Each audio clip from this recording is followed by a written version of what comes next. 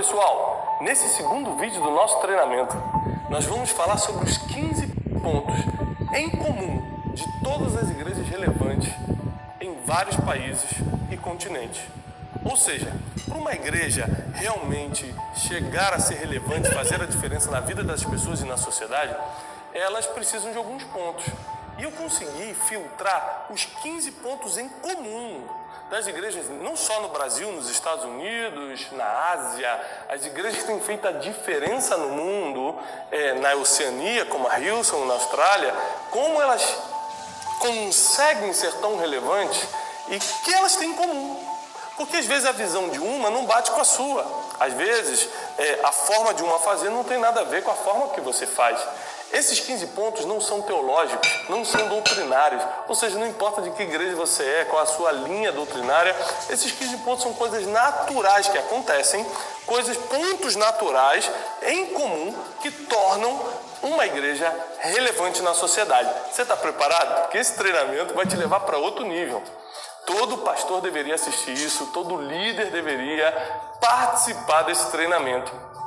Foram anos de estudo, de pesquisa, não só eu particularmente, mas todo o meu instituto, toda a minha equipe, para chegar a conclusões que vão dar um upgrade no seu ministério, ou seja, vai colocar o teu ministério em outro nível. Então não importa se você é apenas um obreiro, não importa se você hoje está envolvido no departamento infantil, com os jovens, com os casais da igreja, se você é da adoração, da música, se você é pastor, se você é líder, se você faz parte da equipe pastoral, essa mensagem é para você, essa aula é para você. Eu separei aqui no computador 15 pontos e eu vou explicar para você o que, ou seja, o que você deve fazer para ser relevante, para ter uma igreja e um ministério relevante. Primeiro ponto, eu anotei aqui no computador algumas coisas interessantíssimas. Toda igreja relevante, a parte musical é mais influente do que a parte da palavra. Isso aqui, querido, não quer dizer se é certo ou errado, nós não estamos aqui para dizer o que é certo ou errado, nós estamos aqui para revelar pesquisas, estudos. O que eu quero dizer com isso? Por exemplo, para Hillsong, hoje ser uma igreja referência no mundo, a adoração, a parte musical primeiro aconteceu, depois todo mundo descobriu quem era o Brian Houston, que é o pastor da igreja. A mesma coisa lá com Bill Johnson, na Califórnia, nos Estados Unidos. Primeiro todo mundo descobriu as músicas da Bethel Church, do Jesus Culture, para depois descobrir quem era o Bill Johnson. Isso vem acontecendo nas igrejas pelo Brasil afora também. Você pega muitas igrejas, como o Ministério Apacentado em Nova Iguaçu, lá do meu amigo pastor Marco Gregório, que primeiro a música foi relevante, depois o pastor chegou. Isso tem acontecido em outros países. Por quê, queridos? Primeiro, porque eu não vou explicar espiritualmente, porque você sabe, a adoração tem um poder, tem uma essência muito forte. Mas a explicação natural é que a música é o único elemento que toca corpo, alma e espírito ao mesmo tempo. Tudo que envolve música vai ter mais influência. Você pode ver, por exemplo, as redes sociais de alguém que é músico, que é cantor, e as redes sociais de alguém que é pregador. A discrepância é gigantesca. Eles pregam para a mesma multidão. O cantor prega para 200 mil, canta para 200 mil pessoas, o pregador prega para 200 mil pessoas. Mas a discrepância de seguidores, de influência, é enorme. Por quê? Porque a música influencia, a música marca, a música gera gatilhos mentais. Você já lembrou de uma música e voltou 20 anos no passado? Então, esse é o poder da música. Toda igreja relevante investe muito na equipe musical, na adoração, no louvor, como você chama aí na sua igreja. E esse é um ponto que você tem que estar muito atento, porque se você realmente quer fazer a diferença como ministério, como igreja, se você é o pastor e está me assistindo, acredite no que eu estou lhe falando, a música fará diferença, a música atrai, a música consolida, a música cria os gatilhos mentais positivos nas pessoas, a música liberta, a música ela tranquiliza, a música toca as emoções e o espírito ao mesmo tempo. Invista na sua equipe de louvor, mande-os para congresso, incentive-os a estudar, porque a adoração vai na frente. Até na época das batalhas de Israel, a equipe que tocava, os flautistas, o pessoal do tambor, ia na frente da guerra, porque a música prepara para que depois a palavra aconteça. Esse é o primeiro conselho, o primeiro ponto em comum. Você pega as igrejas relevantes, você vai entender que todas elas, a adoração vem na frente. Segundo ponto em comum que eu anotei aqui para você, um ministério infantil que eduque as crianças biblicamente, emocionalmente, financeiramente. Hoje em dia, não existe mais você colocar criança para passar tempo numa salinha para os pais assistirem o culto. Não. As crianças não são a igreja do futuro, as crianças são nossa igreja hoje. As crianças são importantes. Para quem é pai sabe do que eu estou falando. E às vezes nós não temos tempo de dar toda a educação que o nosso filho precisa. Às vezes emocional ou bíblica. Nos falta alguma coisa. A igreja, ela não é só um complemento. A igreja é parte da educação dos nossos filhos. A igreja precisa ter um ministério infantil que, além de excelente, coisas excelentes, professores preparadíssimos, emocionalmente, para ensinar, financeiramente, para dentro dos conceitos bíblicos, já ensinar a criança a lidar com finanças. Isso é uma realidade no mundo de hoje. E principalmente conhecer a vida de Cristo, conhecer os princípios bíblicos através de aulas preparadas para cada idade. Eu tive igrejas no mundo que me impressionaram assim muito na parte do departamento infantil. Uma eu quero citar aqui, Casa de Dios, na Guatemala, uma igreja presidida pelo pastor Cachi Luna. São 2 prédios de 4 andares de ministério infantil, com um nível de excelência que nós nunca vimos na vida. Eu nunca, nem nas igrejas americanas, tive a oportunidade de ver algo tão excelente. Professores preparadíssimos, temas do mês, com apostilas que nem sequer numa boa escola particular se recebe. Os pais vêm de tudo quanto é lugar da Guatemala para deixar os filhos ali, porque não é um complemento, é parte da educação da criança. A criança cresce com princípios, a criança é bem servida e, principalmente, os pais estão tranquilos, recebendo de Deus durante a reunião, o culto, o serviço, e os filhos estão crescendo emocionalmente, biblicamente, espiritualmente e até financeiramente, porque hoje em dia a aula de educação financeira é algo obrigatório para as crianças. Então, invista no departamento infantil. Quando eu digo invista, pare tudo que você está fazendo e treine seus professores de escola infantil. E mande-os para cursos, mande-os para seminários. Invista no material, faça a melhor sala, o mais excelente que você puder, o melhor ar-condicionado, o melhor tapete, tudo do melhor. Nossas crianças não são a igreja do futuro, são a igreja de hoje. Ok? Terceiro ponto que eu analisei, que toda igreja relevante tem em comum: uma igreja com harmonia visual. Pessoal, o que é isso? Muita gente fala assim: Tiago, você já viu que está na moda pintar a igreja de preto? Eu odeio moda, não vou fazer as coisas por causa da moda. Toda a igreja agora está de preto e tem luz em cima e tem fuma. Querido, não é moda, é neurociência. A neurociência publicou, já provou cientificamente que a harmonia visual, por exemplo, quando você está num teatro, num cinema, que tudo é preto e somente tem uma tela ali na frente, o seu descanso mental é 96% maior, porque não tem distrações. Então, por que hoje as igrejas estão ficando no formato de teatro, escuras por dentro, pretas ou cinza, somente com um telão na frente, um LED ou com uma luz em cima do pastor? Por causa do conforto mental. As pessoas se sentem mais, um ambiente agradável, elas se sentem bem recebidas, a mente descansa naquele lugar e ela pode receber mais do conteúdo daquela palavra, daquele culto. Então não acho que é modinha não, dá certo porque é ciência. Você precisa ter harmonia visual, ou seja, tem gente, você entra nos lugares que é parede vermelha, que cansa o cérebro. O vermelho, quando você fica olhando no tempo, cansa o cérebro. Amarelo, com bege, com flor na frente, com não sei o que, um monte de informação que inconscientemente vai cansando o teu cérebro. Tá bom? Então crie uma harmonia visual adequada na sua igreja, para que as pessoas tenham um conforto mental, pessoal. Lembrando que aqui eu estou dando pontos naturais que tornam uma igreja relevante, que atrai as pessoas para o seu ponto de adoração ali, de pregação da palavra. Escute uma coisa interessantíssima. Deus está em todos os lugares, não está? Deus está na Batista, Deus está na Assembleia, Deus está na Presbiteriana, Deus está em todo lugar. Se você fizer um culto na sua casa, Deus também não vai estar? Ok. Se Deus está em todos os lugares, por que as pessoas têm que ir na sua igreja? Querido pastor, me responda isso. Se Deus está em todos os lugares, por que tem que ser na sua? Ou seja, não é espiritual, é uma questão natural. Do que você pode proporcionar para que as famílias, as pessoas estratégicas, quem realmente tem uma necessidade na vida, esteja ali com você. O que você tem, o que a sua igreja oferece para que as pessoas possam estar ali tranquilas para receber o amor de Deus. Vamos para o quarto ponto. Uma igreja relevante, ela tem identidade virtual e física, pessoal. Isso aqui é um assunto muito importante. Hoje em dia o mundo é online. O que é identidade virtual? Um logotipo que transmite a essência da igreja. Um nome curto. Tem igreja que tem tanto nome que para você evangelizar é difícil, para chamar alguém para sua igreja é difícil.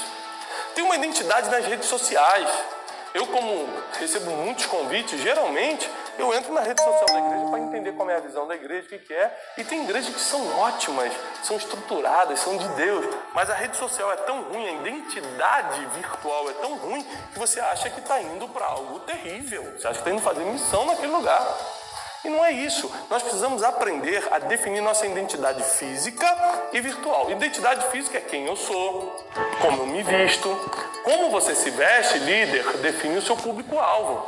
Esses dias um grande pastor me procurou. Falou: olha, pastor Tiago, eu tenho tido um crescimento muito grande na igreja, mas não tenho recursos financeiros. Eu falei: eu tenho a resposta do problema. Você usa calça rasgada, camisa apertadinha, tem tatuagens e tudo isso. Qual o público que a sua roupa, que a sua comunicação atrai?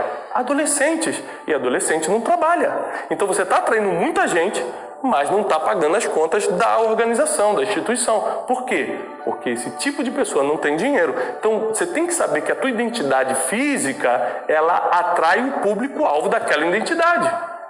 Então defina bem sua identidade virtual, logotipo, o site da igreja, redes sociais, que tenha a linguagem realmente que passe quem é você, a sua visão, a sua missão, que nós vamos falar daqui a pouco, que as pessoas entrem nas redes sociais, entrem no seu site, ou te vejam pessoalmente e fique claro para a pessoa quem é você. E você também, principalmente, possa com isso atrair o público-alvo correto. Se não, qual o problema de você copiar um pastor que está dando certo? Você vai atrair o público dele, não o teu, você vai sofrer muito. É por isso que muita gente copiou estratégia de célula, estratégia disso, estratégia de crescimento. Não deu certo, se frustrou. Por quê? Deu certo com ele porque aquele era o público dele. Você precisa definir a tua identidade primeiro para depois atrair o teu público. Ok? A quinta coisa que eu acho importantíssima, o tempo de pregação. Hoje, se você estudar um pouquinho da neurolinguística, da neurociência, eu que sou coach, estou sempre treinando líderes, eu ensino o seguinte, é uma pesquisa, tá? Hoje em dia, a glicose cerebral, que é o combustível do cérebro, começa a ser gasta a partir do 28º minuto que você está concentrado olhando alguém. Isso quer dizer que quando começa uma pregação, uma palestra, a partir do 28º minuto começa o cansaço mental, porque a glicose cerebral começa a ser gasta. É por isso que hoje as grandes palestras, os palestrantes famosos, e se você olhar na internet, os grandes pregadores, você pega o Joe Osteen, da Lakewood Church, o Stephen Furtick, da Elevation Church, os pastores que hoje estão fazendo a diferença pregam em meia hora, em 35 minutos. Para quê? Para que não haja cansaço mental e o impacto da mensagem seja realmente relevante na vida da pessoa. Porque às vezes, porque você passou da hora, porque você falou demais, porque você não soube concentrar tudo que você queria num tempo que o cérebro aguenta, você cansou a pessoa mentalmente e aquele impacto foi embora. A palavra foi até boa, mas perdeu o impacto. Então, principalmente numa reunião de domingo à noite, que leva-se muitos visitantes, você, além de ter toda a identidade visual, tudo que dá conforto para as pessoas, você precisa falar em um tempo que todo mundo consiga manter a concentração. Principalmente temas que todos entendam, a criança e o velho, o novo convertido e o velho convertido, quem nunca entrou numa igreja e quem já é crente há 30 anos. A sua linguagem e o tempo que você vai usar para isso determina muito de quem fica e quem não fica. Tá bom? Vamos para o 6º ponto. A linha de ensino do pastor. Quem prega sobre tudo não ensina nada. Grave isso. Você precisa ter uma linha. Por exemplo, quando as pessoas hoje, pela graça de Deus, onde a gente tem ido, tem lotado os auditórios, porque as pessoas vão para escutar o Tiago Brunet por causa de uma linha que eu estabeleci de inteligência e sabedoria. As pessoas não me procuram porque querem escutar sobre o fim do mundo, sobre o apocalipse, eu quero entender sobre apologética, sobre hermenêutica. Não, as pessoas não me procuram por causa de teologia, as pessoas me procuram para entender a vida com sabedoria e inteligência. Então a linha do pastor determina muito o público que senta, o público que fica nessa igreja. Então, não pregue sobre tudo, mas seja especialista em uma linha. Tem assuntos que você domina bem, que tem a ver com a tua vida, que você tem autoridade, ou seja, batalhas vencidas naquele assunto, e seja o melhor naquilo, porque o público que escuta aquilo vai te procurar. Eu quero repetir, Deus está em todos os lugares. Por que as pessoas têm que ficar na sua igreja? 7º ponto, o trabalho missionário que a igreja exerce. Queridos, eu sou um missionário de criação. Eu viajo à Índia todo ano, à Ásia, a lugares, eu dou palestras aqui no Brasil, em comunidades carentes, porque eu entendo que Jesus veio para os pobres. Jesus sempre vai estar do lado dos mais fracos. Jesus sempre vai batalhar pelo injustiçado, pelo ferido, pelo cansado. Então nós, como igreja, precisamos estar do lado dessas pessoas. Aliás, cuidado com quem você arranja problema, porque Deus sempre vai ficar do lado do mais fraco. Quando eu entendi isso, eu comecei a dar minha vida, tempo, recursos financeiros, tudo que eu posso para a obra missionária.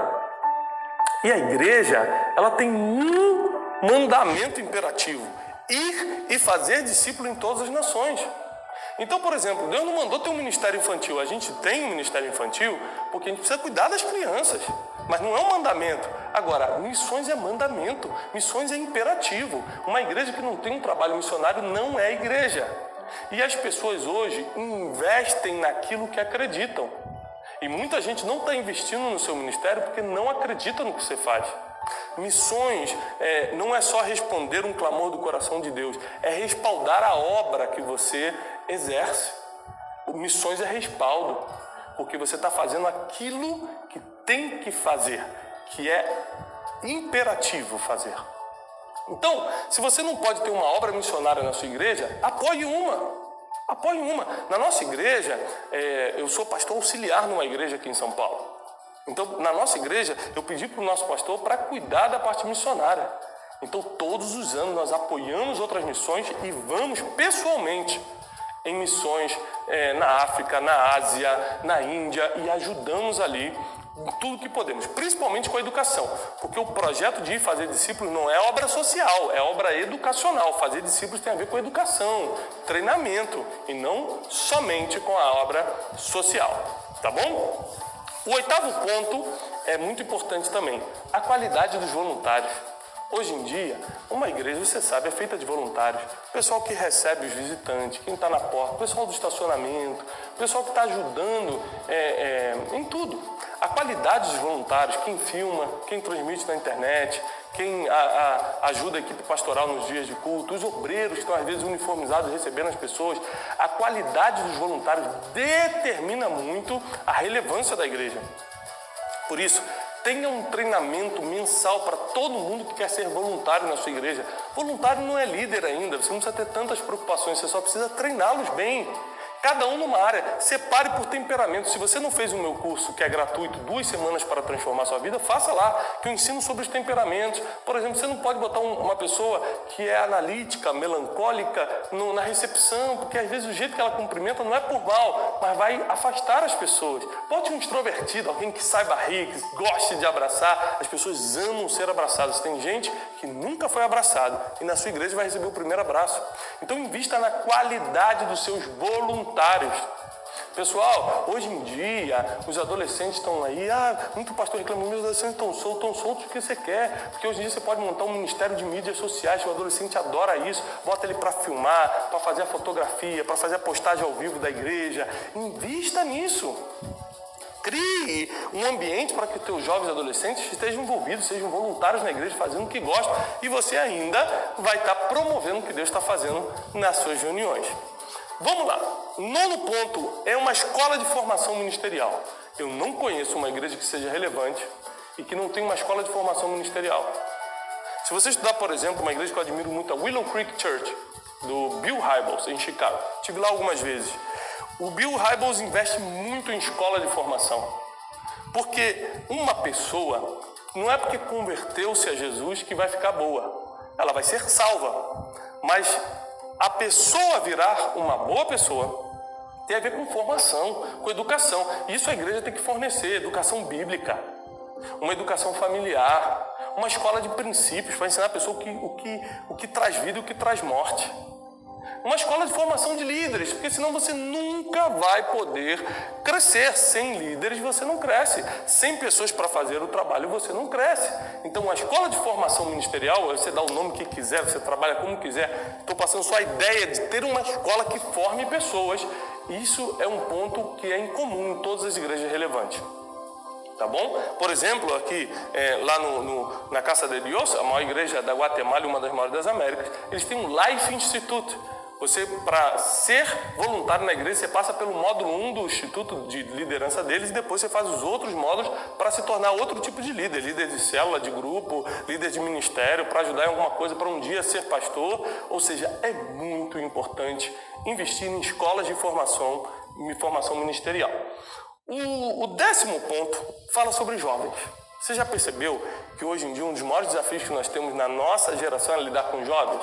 Então, eu quero mostrar para você um ponto interessantíssimo. Todo jovem, ele precisa estar envolvido num grande projeto e ser treinado para isso. É por isso que esse 10º ponto é muito importante. É ter um projeto de coaching, ou seja, de treinamento e de mentoring, de mentoria para jovens. Por quê? Você pode fazer um evento que quiser. Evento de jovem dentro de igreja não quer dizer que vai dar certo. Porque os eventos lá fora às vezes são melhores. Não tente competir. Não é disso que se trata. Deixa eu te ensinar uma coisa. Você que está envolvido com o ministério. O jovem que experimenta a glória de Deus não consegue sentir prazer em outras coisas. Porque o prazer da glória de Deus é maior do que todos os outros. Vicia mais do que qualquer outro vício. Então nós temos que expor nossos jovens à glória de Deus. Porém, isso só é possível, isso só é viável quando eles têm treinamento e mentoria, porque o jovem está numa fase perdido e que tem que tomar muitas decisões sérias. Com quem vou casar, que faculdade eu vou fazer, eu estudo fora do país ou não, faço isso ou faço aquilo, com quem eu ando, quem vai ser meu amigo, quem não vai ser. Então, sem treinamento, que é o coaching, mentoria, que é o mentoring, como é que o jovem vai poder tomar decisões assertivas? Então, tenha um projeto sério, consolidado de coaching e mentoring para jovens, ou seja, treinamento e mentoria para jovens dentro da igreja. Você vai direcionar muitos destinos, você vai salvar muita gente. 11º ponto, um suporte psicológico e espiritual para a família. Toda igreja relevante tem um núcleo psicológico e espiritual somente para a família. Hoje em dia, o que a gente mais vê aí destruição é nas famílias. O pai que sai de casa, a esposa que já não aguenta mais, os filhos que se rebelam. Então esse suporte psicológico e espiritual é fundamental. Crie isso, trabalhe com profissionais, bote psicólogos cristãos que entendam de terapia familiar, que vão aliviar, inclusive, a carga do pastor, que não precisa ser um super-herói, não precisa fazer tudo. Então nós precisamos aprender isso. E a família hoje é um dos objetivos principais da igreja. E nós precisamos investir com força em um núcleo psicológico e espiritual só para famílias, especializado nisso. 12º ponto, uma estrutura física compatível. Aqui é uma coisa bem natural. Estacionamento adequado, com número de vagas que comporte. Um banheiro que seja limpo, que...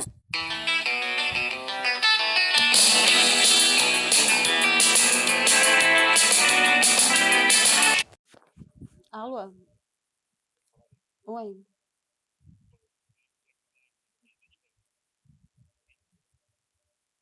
Tá onde? Eu não achei, não. Eu botei em algum lugar. Vinícius, pode ser da carteira de trabalho, da carteira de motorista. Então tá, vou ver aqui. Tchau. Tchau.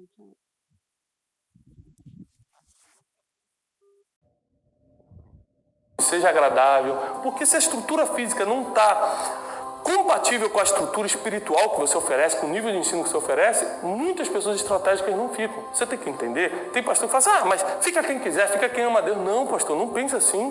Pode ser ignorância pensar assim. Porque às vezes a pessoa, ela ainda nem te conhece, ela nem sabe o nível da tua palavra. Às vezes ela quer chegar, quer ser bem atendido, quer que os filhos fiquem numa boa escola dominical, numa escola infantil, quer estacionar o carro. que às vezes ele pagou, ou está pagando aquele carro, ele está preocupado com a segurança. Então a estrutura física, ela precisa acompanhar a estrutura espiritual, a visão da igreja, tá bom? 13º é definir a visão e a missão da igreja, da instituição. Isso é muito importante. Vamos lá, isso está no meu livro 12 Dias para Atualizar a Sua Vida. O que é missão? O que é visão? Você precisa definir, mas para definir você precisa saber o que é. Visão é o futuro. É como minha igreja vai estar, quem minha igreja vai ser daqui a 20 anos. Eu defino a visão. A visão da igreja é, um exemplo, é conquistar essa cidade para Jesus Cristo, auxiliando as famílias, transmitindo sabedoria para a decisão dos jovens. Você bota lá a visão, ou seja, o que você acha que vai ser relevante em 20 anos. Como você vai estar em 20 anos? É o futuro, visão é o futuro. Missão é aquilo que você tem que fazer todo dia para um dia a visão chegar. Então, quando você faz uma escola de formação de líderes, é a missão. Você está fazendo isso todo dia para um dia ter a cidade toda conhecendo Jesus de uma forma equilibrada, saudável e etc. Ou seja, aquilo que você estabeleceu para a visão. A missão é o que você faz todo dia para a visão um dia acontecer. Você precisa definir isso. Na Conferência de Destino, nós estamos trazendo gente assim, de altíssimo nível para te treinar nesse assunto, tá bom? 14º, os principais cargos da igreja devem ser preenchidos por profissionais. Escute isso, meu querido líder, você que está envolvido ministerialmente. É claro que todo mundo tem que amar a Deus sobre todas as coisas para estar envolvido com você. Tem que ser pessoas espirituais que orem, que busquem a Deus. É claro, é lógico, mas também precisam ser pessoas profissionais. Não coloque no financeiro quem não é especialista em finanças. Não coloque no administrativo quem não sabe administrar nada. Não coloca para fazer atendimento quem não tem um curso de psicologia, de coaching, de conselheiro, de qualquer coisa que tenha experiência para isso. Os principais cargos da igreja precisam, principalmente os remunerados, precisam ser preenchidos por pessoas, além de espirituais, profissionais, boas no que fazem. E isso nós vemos em todas as igrejas relevantes. Eu fiz tour por algumas igrejas relevantes nos Estados Unidos, na Ásia, e o que a gente vê são profissionais, além de espirituais, profissionais fazendo aquilo acontecer. Você vai ter muitas decepções, você vai ser traído, você vai ter frustrações se não trabalhar com profissionais. E por último, 15º, é extraordinário. Você, líder, precisa ter um mentor ou mentores que já chegaram onde você está sonhando em chegar. Você pode ser o pastor presidente, você pode ser só o líder dos jovens, você pode ser só um obreiro. Onde você está sonhando em chegar? Procure alguém que já está lá e seja mentoreado por ele. Isso vai definir muita coisa. Os meus mentores, eles estão 20 anos na minha frente. Eles estão em lugares onde eu quero estar daqui a 20 anos, mas eu já estou andando com eles, já estou aprendendo, já estou me aconselhando. Não tomo decisões sem ligar para eles. Pago preços altos que às vezes tem que ir para outro país só para escutá-los, para anotar tudo, para entender como é, como pensa, como Deus fala com eles. Nós precisamos andar com pessoas melhores do que a gente, pessoas que já chegaram onde a gente ainda está sonhando em chegar. Eu espero que essa aula tenha te ajudado muito. Eu espero que esses 15 pontos tenham aberto sua mente. Não deixa de deixar teu comentário, falar de que cidade, que igreja, o que você faz na sua igreja, qual a tua função, tá bom? E de indicar esse treinamento para o máximo de líderes que você puder. Até a próxima aula.